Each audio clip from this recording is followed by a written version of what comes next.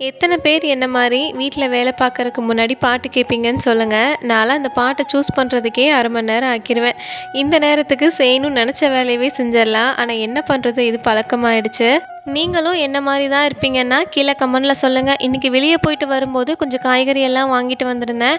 இப்ப இருக்க சீசனுக்கு கொத்தமல்லி, கருவேப்பிலலாம் டக்குன்னு அழுகி போயிடுது. அதனால அத கிளீன் பண்ணி வைக்கும்போதே மேல ஒரு பேப்பர் வச்சு வச்சுட்டோம்னா, கொஞ்ச நாள் எக்ஸ்ட்ரா வருது. யூஸ்ஃபுல்லா இருந்தா நீங்களும் ட்ரை பண்ணி பாருங்க. இன்னைக்கு நைட் டின்னருக்கு மீன் குழம்பு வைக்கலான்னு சொல்லிட்டு நெத்திலி மீன் தான் வாங்கியிருந்தேன். இது ரேட்டு ரொம்ப அதிகம்.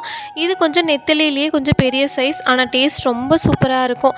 இன்னைக்கு நம்ம ஊர் ஸ்டைல்ல தான் குழம்பு வச்சிருந்தேன். குழம்பெல்லாம் கூட்டி வச்சுட்டு, நான் நம்ம ஊர் பொடி வந்துட்டு ஊருக்கு போயிட்டு வரும்போது வாங்கி வச்சது இருந்துச்சு. ஸோ அதெல்லாம் சேர்த்து நல்லா குழம்பு சூப்பரா ரெடி ஆனதுக்கப்புறமா மீனையும் சேர்த்தாச்சு.